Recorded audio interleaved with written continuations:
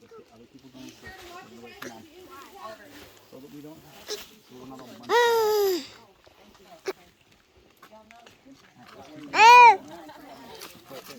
We're at the Alabaster Cavern. About to take a cave tour. These are people, Mom. Yeah, these are people. I can fix. I can fix.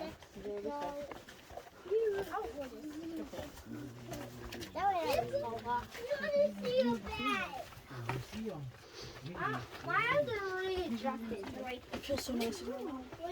Yeah, it does. What was she saying? It's dim in here and it might be a little dark for us. Just here, I was thinking about used to dark. Look at that in there. It's so cool down here. Cool down here. Yeah, it's all He will. Dad, she said those large holes. Pretty large holes, like not really single holes. Look at that. Stay on the trail. Daddy, that and that blue.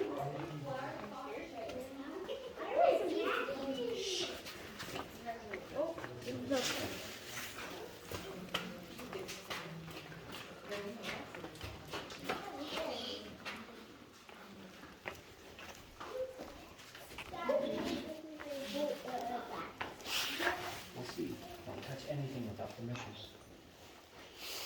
Alright guys, I'd like to welcome everybody here to Alabaster Caverns. This is the world's largest gypsum show cave and the only one in the United States. So a little bit about our cave. It started forming 206. If you took your water hose in your backyard and you shoved it an inch into the ground and you left it running for thousands of years, you'd come back to a cave. So also about this cave, we have 5 different species of bats here. We have the cave myotis, the tricolored, the big-eared, the big brown, and the migratory bat called Mexican freetail. So most of our bats are going to be in our upper chambers and are very hard to see today. They're getting ready to have babies, so that's why they move up at this time of the year. So if I see a bat, I'll be sure to point them out, but today, guys, you probably won't see any. Now also, if you guys have ever been in another cave, it was most likely a limestone cave, and they asked you not to touch the rocks. However, this is a gypsum cave. If you want to touch the rocks, you're welcome to. I just ask you don't climb rocks and you don't get off path to do so.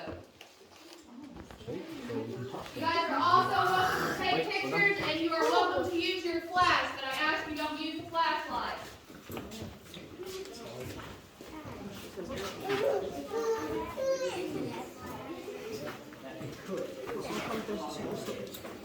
Hmm?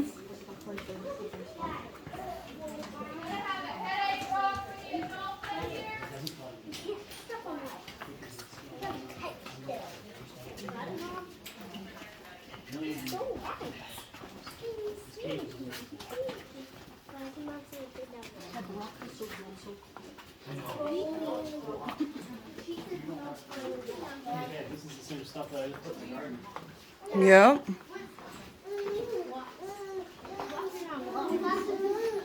know that square that I was doing a test over where the RV is? I put that concrete stuff down. It was gypsum. Just that's this rock.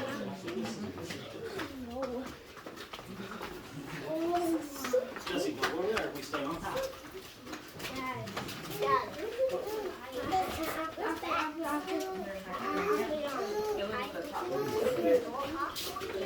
No, too far away from the water.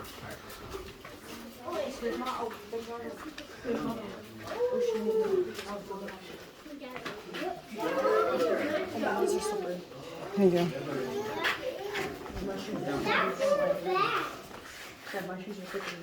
Alright, in this area I usually like to talk about a cave's life cycle. So just like humans, it does have a life cycle.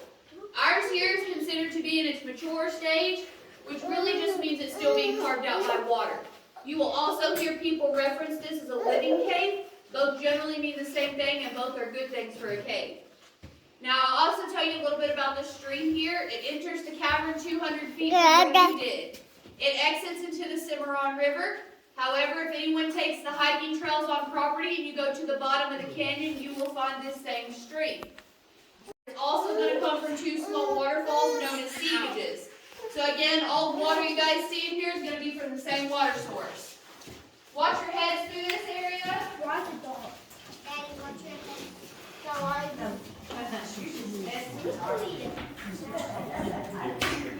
Feels smooth.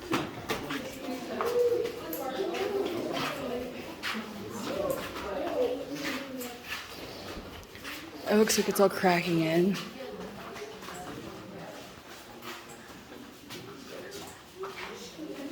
back in October of 2018, we actually had a collapse 200 feet into the entrance of our cavern, which is found there behind the gift shop. Today I brought you through the original exit. I will take you to our turnaround point. We will come back out this exact same way.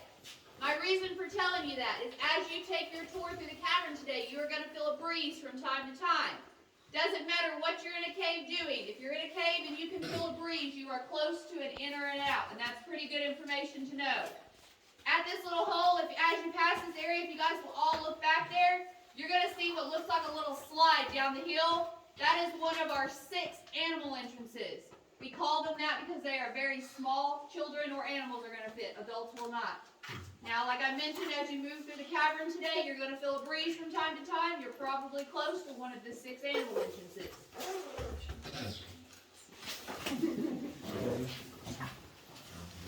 Top cracked. We're going to have the #1 headache drop right up here. Everyone needs to watch their heads. Why? Look how big the water is back there.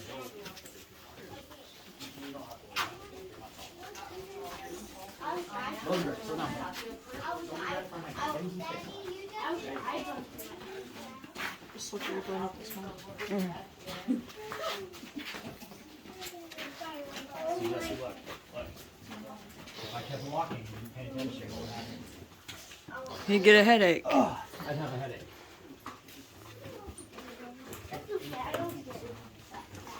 I know you don't. You're short. Short stack.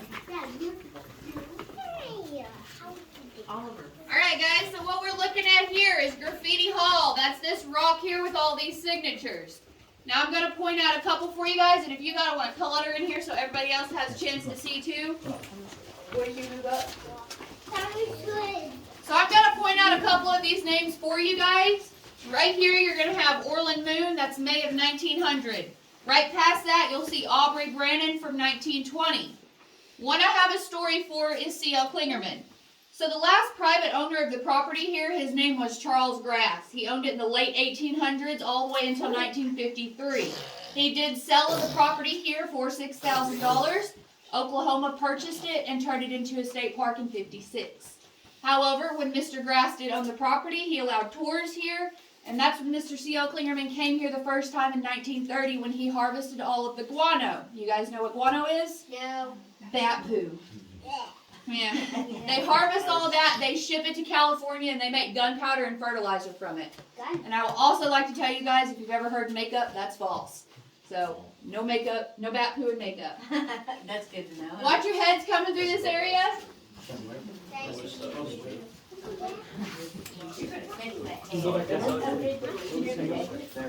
also have the hippo here in the cave, if you guys want to look up.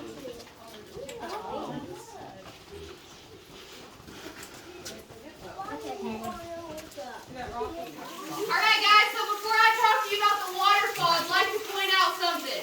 You guys will look right over there in those cracks, it looks like little silver droplets everywhere. So in the beginning, when I said if there was a surface of water above us, they would recede through the cracks. I'd like to explain that that's exactly what's happening over there. So that is actually water droplets coming through all those cracks. You'll see that from time to time throughout the cavern, and I just want you guys to know what's happening there. So we'll go over and talk about this first seepage. Again, this is the same water source you have already walked over.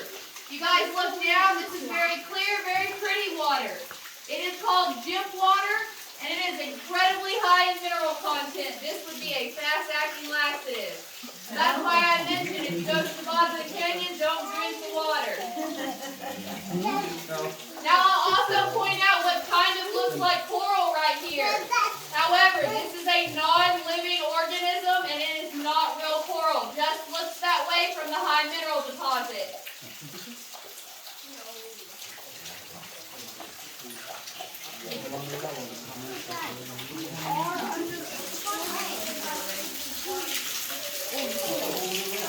underground. You can't see it, but it's wet as can be. Alright guys, what we have up here, if you guys want to kind of get up here and look under there, this here is Keyhole Dome. This is another one named by Mr. Grass. Some interesting facts about this area. To the tip top you can see that's 25 feet from where you're standing. From that to the surface outside is another 25 feet. So you guys are actually 50 foot underground right here. I will also tell you, as you take the tour through the cavern here, on this path, you see 30% of the cave. The other 70% is actually these upper chambers, and right here at this one, they start connecting. So the rest of them you will see through the cavern, they all connect to another at this point. So kind of like a second story above your head. You guys want to look? Yeah. Hold on. There's a whole nother cave up there, Jesse. Turn around. Look up that way. Oh, wow, yeah. It's like a keyhole. That what cave is that? Another cave up top. Just like this one. Alright guys, watch your step on this rock and your head. So we're going to pass over the stream once again. Only difference is this time you guys are going to notice all the raccoon prints. So as I mentioned, Careful. they do come through those animal entrances, but they can come through the door you walk through also. They come in here for the crawdads, the salamanders, the toads, and also a raccoon will snatch at that if it can. That's just stupid guys. Yep, it's just, it looks like a big monster. Just looks like a face. Cave monster.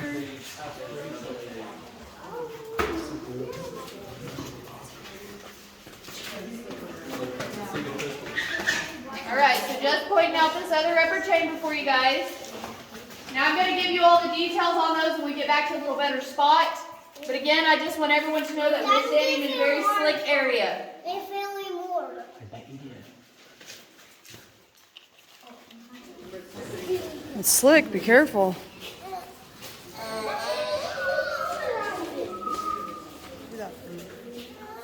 Alright guys, we are now looking at Cathedral Dome here. Cathedral Dome is actually the most unique dome here in the cavern for two reasons. One, it is the tallest at 35 feet tall. But I think the best reason is if you look to this bottom edge, you will see this naturally formed rim.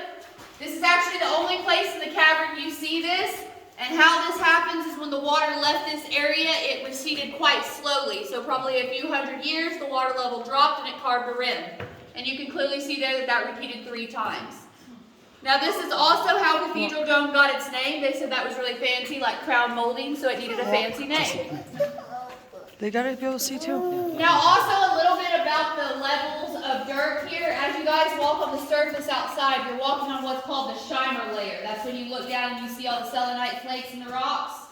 Then if you look to the tip top where all that gray and green is, that is Nesca tundra gypsum. Then where the red clay color starts all the way down to right here is Medicine Lodge gypsum. It's about 25 feet. Then if you're standing over here, you're standing on flower pot shell. Now I'd also like to tell you, if you guys want to touch the rocks, you're welcome to do so. These 3 over here on this side of the room are actually the smoothest in the cavern, and that is due to people touching them. This last one here is death. Feels just like marble on the top, but if you touch the underneath, you'll feel it's still very rough and soft to the touch. Touch that thing. Oh yeah.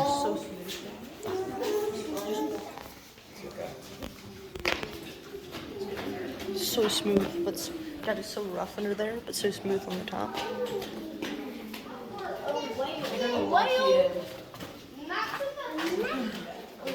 Say hi. Say hi. It's actually only a few inches deep, and this is what you call an optical illusion. Oh, wow. Yeah, I thought it was huge. Yeah, I've had people jump to the other side of the railroad when they were high. So again, I'll let everybody see it in the dark. Then I'm going to shine my light and show you. Look back there. Holy cow, yeah. Look back that way and it looks dark. It looks like it's a really deep lake. See if I can get it to show. Alright guys, so this is actually going to be our turnaround point, but I want you all to venture around in this little tunnel here and touch the selenite flakes as I tell you about. I do ask that that nobody goes up the staircase over here. Again, this is our turnaround point.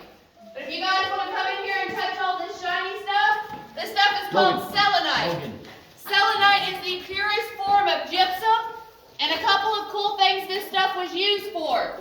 Sod house windows, the early automobile windshield. Catches, it takes 600 to 700 years to make 1 cubic inch. Pretty long time to wait on that windshield. Guys, touch your hair. Touch your hair. Here, guys. Oh, you're fun. No, there. It's all well, that's just dirt, dude. There's nothing cool there. This is the part you want to touch. Pretty cool, huh? This is also the same stuff y'all are seeing on the surface. And selenite is also one of the biggest salt plains if anyone's been there. Different type of selenite, of course, but same thing. Alright guys, I'm just pointing out a little small selenite vein up here. If you're interested in looking, you guys can get up here to see it before I go.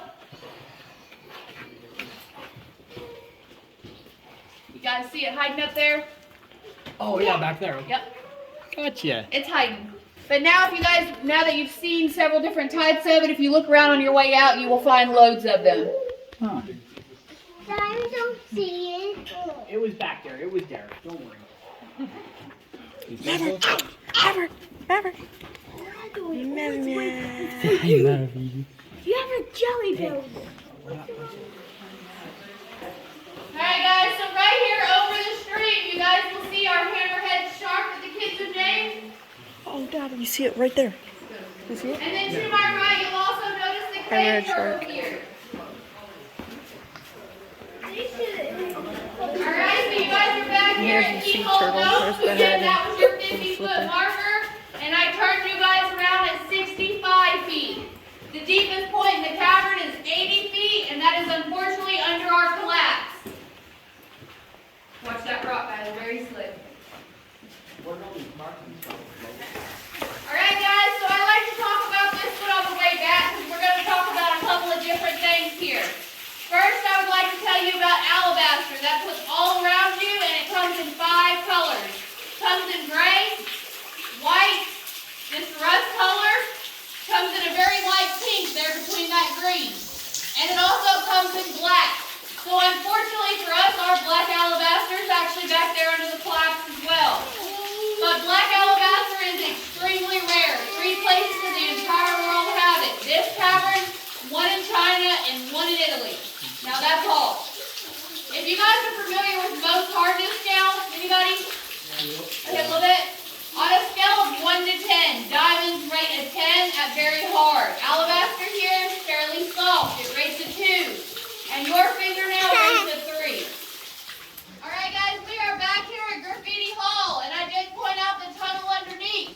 So I will tell you, all it does is wrap to the right around this large pile of rocks, and it meets the path.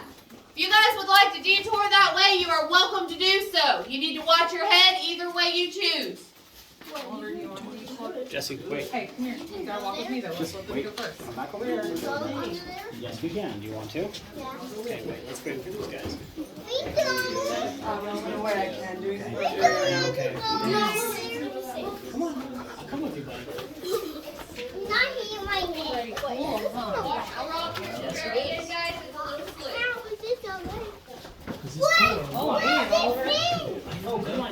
You gotta keep going. Keep going. Oliver. Oh, you made it? Okay. Now all you guys can say you've done a little wild caving.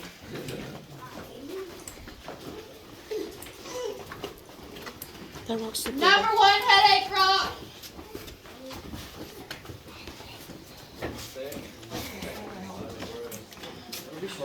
No, we can come back. Alright guys, so the exit is right up here, and I'm going to tell you guys about a couple more things before we leave. So first, in 1960, our cave was designated a fallout shelter.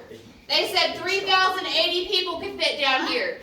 They were going to feed you once a day for 2 weeks. They put the supplies behind this large rock. Guys, please don't climb on that. You were going to get 1 cracker the size of graham cracker, 2 vitamins the size of lemon drops, 1 small bag of candy, and 1 small cup of drinking water. Now that's per day. That's a snack for me. Oh. Anyway, the humidity down here is about 90% year round, so those supplies lasted about 8 years and they did have to remove them. We still are a fallout shelter and also a tornado shelter on the map, just to bring your own supply kind. The last thing I want to tell you guys about is this structure you all walked under. You tap on it, it's hollow, this is not holding any weight. This one's a movie prop. This particular movie is called The Bygone. It's a Western type movie. The scene is 20 minutes here in the front half of the cavern. If you watch the movie, you will definitely recognize the structure. I'll also tell you that one's not a kid-friendly movie. Now, March, Tom Sawyer's Quest for Gold was just filmed and released from here. We don't have plaque for it yet, but you guys will have to check one of those out. Now I'm going to make my departure from the cave down the path. If anyone wants to detour around that large rock, you are welcome to. Just please don't climb on it. That's cool though that there's You guys, watch your heads as you exit the cavern. Yeah, it looks like it was. Hey, where do you put it to? Hey, where do you put it back?